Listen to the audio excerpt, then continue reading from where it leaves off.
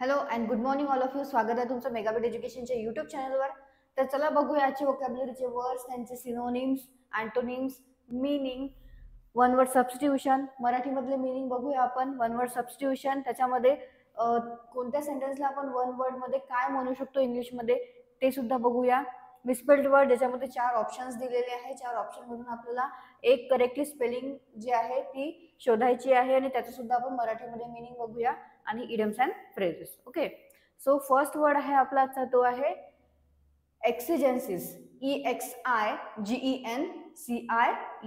एक्सिजेन्सीस म्हणजे काय होतं, त्याचं मीनिंग आहे अन अर्जंट नीड ऑर डिमांड. म्हणजेच काय तर अत्यावश्यकता, गरज, नड, त्याला काय म्हटलं जातं इंग्लिशमध्ये एक्सिजेन्सी असं म्हटलं जातं. आणि मराठीमध्ये काय होतं त्याचं मीनिंग एक्सिजेन्सीचं अत्यावश्यकता, गरज,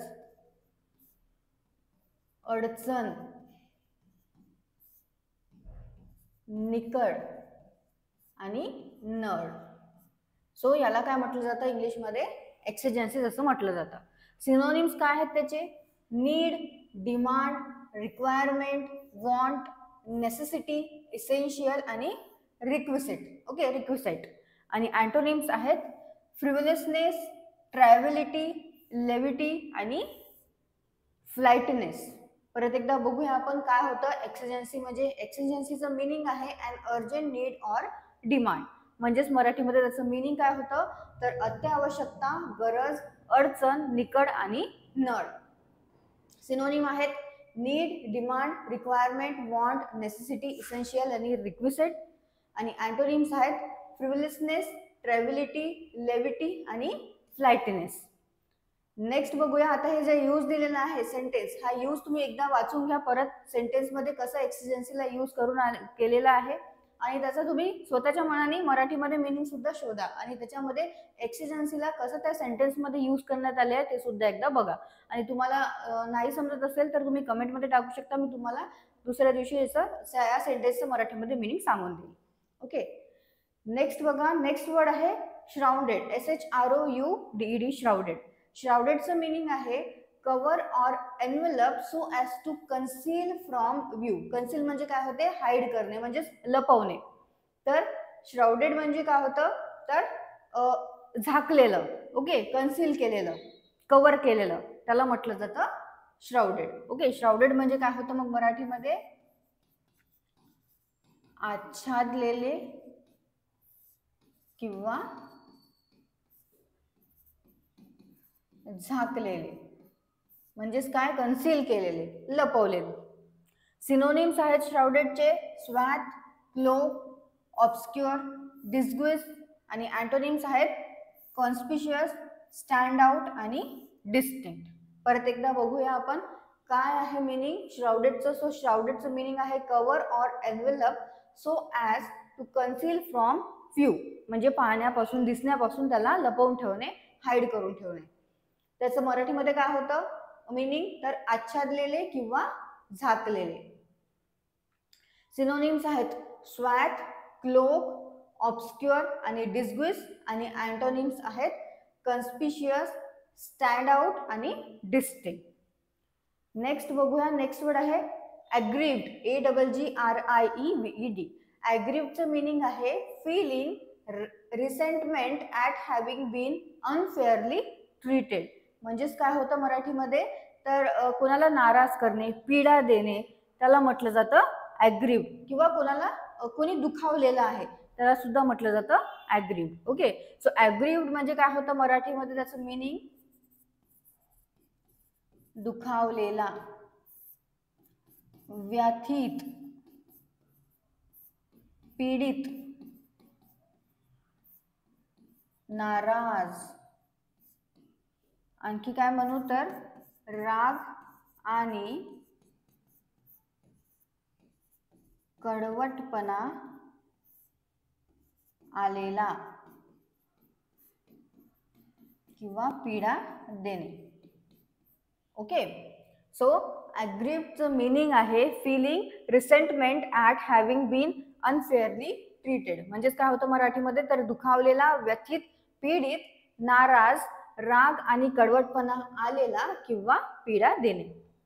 सिनोनिम्स आहेत resentful, अफ्रंटेड, इंडिग्नंट, disgruntled, discontented, distressed, अँग्विश्ड. Okay, आणि अँटोनिम्स आहेत प्लीज्ड, सूथ आणि प्लेसिड. परत एकदा बघूया आपण सिनोनिम्स, अँटोनिम्स आणि मीनिंग काय आहे ॲग्रीव्डचं. सो ॲग्रीव्डचं मीनिंग आहे feeling resentment at having being unfairly treated, म्हणजे स्वतः दुखावलेला, व्यथित, पीडित, नाराज, राग आणि कडवटपणा आलेला किंवा पीडा देणे. त्याला त्याचे सिनोनिम्स आहेत रिसेंटफुल, अफ्रंटेड, इंडिग्नंट, डिसग्रंटेड, डिसकंटेंटेड, डिस्ट्रेस्ड आणि अँग्विश्ड. आणि अँटोनिम्स आहेत प्लीज्ड, सूथ आणि प्लेसिड. नेक्स्ट बघूया. नेक्स्ट वर्ड आहे कॅविल, CAVIL, कॅविल. सो कॅविलचं मीनिंग आहे मेक पेटी ऑर अननेसेसरी ऑब्जेक्शन, म्हणजेच काय करणे, क्षुल्लक किंवा फालतू आक्षेप घेणे, त्याला म्हटलं जातं कॅविल. किंवा काय कशाला आपण दोष देणे, खूप बारीक बारीक सारी गोष्टीला, क्षुल्लक गोष्टींना दोष देणे, त्याला म्हटलं जातं कॅविल. ओके, सो कॅविल म्हणजे काय होतं मराठीमध्ये, क्षुल्लक किंवा फालतू आक्षेप घेणे किंवा किरकोळ दोष काढणे. आणखी म्हटलं जातं निरर्थक टीका करणे. ओके, सो कॅविल म्हणजे होतं मेक पेटी ऑर अननेसेसरी ऑब्जेक्शन. म्हणजे मराठीमध्ये त्याचं मराठीमध्ये कॅविलचं काय आहे मीनिंग, तर क्षुल्लक किंवा फालतू आक्षेप घेणे, किरकोळ दोष काढणे किंवा निरर्थक टीका करणे. सिनोनिम्स आहेत कंप्लेन, ग्राउस, ग्राउच, कंडेम आणि डिक्राय. आणि अँटोनिम्स आहेत सँक्शन आणि एंडॉर्स. काय आहे कॅविलचे सिनोनिम्स आहेत कंप्लेन, ग्राउस, ग्राउच, कंडेम आणि डिक्राय.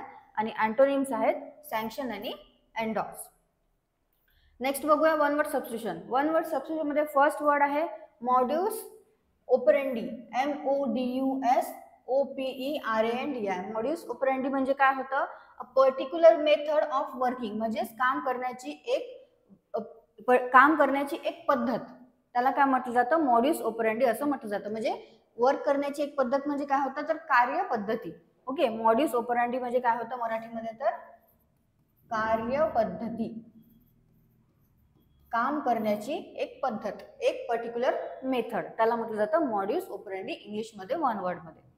नेक्स्ट आहे अ रॅकॉन्ट्युअर. अ रॅकॉन्ट्युअर म्हणजे काय आहे, specially skilled in story telling, म्हणजे जो काय आहे गोष्टी सांगण्यामध्ये निपुण आहे जो व्यक्ती, त्याला काय म्हटलं जातं, रॅकॉन्ट्युअर असं म्हटलं जातं. गोष्टी सांगण्यामध्ये, किस्से सांगण्यामध्ये जो निपुण आहे असा व्यक्ती जो आहे त्या व्यक्तीला म्हटलं जातं रॅकॉन्ट्युअर. ओके, सो मराठीमध्ये काय होतं रॅकॉन्ट्युअर म्हणजे एकतर होतं सांगणारा किंवा गोष्टी किंवा किस्से सांगण्यात निपुण किंवा पटाईत असलेला व्यक्ती, त्या व्यक्तीला काय म्हटलं जातं, जो व्यक्ती गोष्टी किंवा किस्से सांगण्यात निपुण किंवा पटाईत असतो अशा व्यक्तीला म्हटलं जातं रॅकॉन्ट्युअर. ओके, नेक्स्ट आहे मिसस्पेल्ड वर्ड. मिसस्पेल्ड वर्ड मध्ये फर्स्ट वर्ड आहे स्लेज हॅमर. स्लेज हॅमरची करेक्ट स्पेलिंग आहे ऑप्शन डी, SLEDGEHAMMER. आणि हॅमर म्हणजे सगळ्यांना माहिती आहे, हॅमर म्हणजे होतं हातोडा. आणि स्लेज हॅमर म्हणजे काय होतं, तर स्लेज हॅमर म्हणजे पण हातोडाच होतं, मोठा हातोडा होतं. ओके, सो स्लेज हॅमर म्हणजे काय होतं,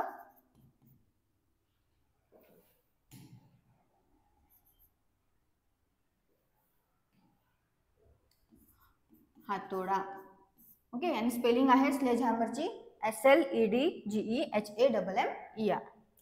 नेक्स्ट वर्ड आहे मर्सिलेस. मर्सिलेसची करेक्ट स्पेलिंग आहे ऑप्शन बी, MERCILES, मर्सिलेस. मर्सिलेस म्हणजे काय होतं मराठीमध्ये, तर निर्दयी किंवा कठोर. ओके, सो मर्सिलेसची स्पेलिंग काय आहे करेक्ट, MERCILESS, आणि त्याचा अर्थ होतो निर्दयी आणि कठोर. नेक्स्ट इडम्स अँड फ्रेजेस मध्ये फर्स्ट आहे कंट्री माइल. कंट्री माइलचं meaning, a country mile is use to describe a long distance, म्हणजे लांबचं जे अंतर आहे त्या लांबच्या अंतरला डिस्क्राईब करण्याकरता कंट्री माइल हे यूज करण्यात येतं. ओके, कंट्री माइल कुठे यूज करण्यात येतं, एखादं लांबचं डिस्टन्स आहे, लांबचं प्रवास आहे किंवा लांबचं अंतर आहे, त्या अंतरला सांगण्याकरता कंट्री माइल हे यूज करण्यात येतं. तर कंट्री माइल म्हणजे काय होतं, लांबचे अंतर, किंवा आणखी काय म्हणण्यात येतं कंट्री माइलला, खूप मोठी रक्कम. ओके, सो कंट्री माइलचे असे दोन अर्थ आहे. पहिला आहे की लांबचे अंतर म्हणजेच काय, जे डिस्क्राईब करते लॉंग डिस्टन्स किंवा खूप मोठी रक्कम. नेक्स्ट आहे क्रॉसवर्ड्स. क्रॉसवर्ड्सचं काय मिनिंग आहे, when people crosswords they argue or dispute, म्हणजेच ते काय करतात, वाद घालतात. Okay, this expression use when some group accuse each other, म्हणजेच हे एक्सप्रेशन कधी यूज करण्यात येतं, जेव्हा काही जे ग्रुप्स आहेत, दोन ग्रुप्स आहेत, ते एकामेकाला अक्यूज करतं. Other for non adherence to norms, actually no sword is use, म्हणजे याच्यामध्ये स्वॉर्ड लिहिलेला आहे पण स्वॉर्ड यूज झालेली नाही आहे. ओके, क्रॉसवर्ड म्हणजे होतं एकतर वाद घालणे, पण इथे स्वॉर्ड यूज झालेला आहे, पण रिअल मध्ये जेव्हा क्रॉसवर्ड जे असतं त्याच्यामध्ये तलवार जी आहे ते यूज करण्यात नाही आलेली आहे. Okay, actually no sword is use, म्हणजे तलवारी यूज करण्यात नाही आलेल्या आहे. But the tempo of the argument is high enough to cause worsen of the already bad situation, पण त्या सेंटेन्सचा असा टेम्पो आहे की जी ऑलरेडी खराब झालेली जे सिच्युएशन आहे त्या सिच्युएशनला आणखी वर्स करते, असा हाय त्याचा असं टेम्पो त्या आर्ग्युमेंटचा आहे. Okay, it is a tussle vehement struggle without use of arms between the parties to establish supremacy. Okay, so याच्यामध्ये काहीच असं यूज नाही झालेलं आहे की ज्याच्यामुळे कोणाला इजा होईल, काही स्वॉर्ड वगैरे यूज नाही झालेला आहे. फक्त क्रॉस स्वॉर्डचा याचा अर्थ काय होतो की एक आर्ग्युमेंट झालेला आहे दोन गटांमध्ये, दोन ग्रुप्समध्ये, म्हणजे काय झालेला आहे, वाद झालेला आहे किंवा तंटा करणे. ओके, आणि क्रॉसवर्डचा अर्थ काय होतं, वाद घालणे, तंटा करणे, मतभेद असणे किंवा संघर्ष करणे. तर वाद घालणे, तंटा करणे, मतभेद असणे, संघर्ष करणे यासाठी काय यूज होतो ॲज अ फ्रेज म्हणून, क्रॉस स्वॉर्ड्स. ओके, सो परत एकदा तुम्ही वाचून घ्या मराठीतले मीनिंग, जे पण सिनोनिम्स, अँटोनिम्स आहे आणि सेंटेन्स, जे सेंटेन्समध्ये यूज करण्यात आलेला आहे वर्ड्स, ते सेंटेन्स सुद्धा तुम्ही परत एकदा वाचून घ्या आणि स्वतःच्या मनाने त्याच्या मराठीमध्ये काय मीनिंग होईल त्या सेंटेन्सचा ते सुद्धा ट्राय करून बघा. आणि स्वतःच्या मनाने सेंटेन्सेस सुद्धा तयार करत चला वेगळे वेगळे या व्यतिरिक्त. सो तुम्हाला सेशन आवडलं असेल, सेशनला लाईक करा, चॅनलला सबस्क्राईब करा, तुमच्या फ्रेंड्सला शेअर करा. All the best all of you and thank you.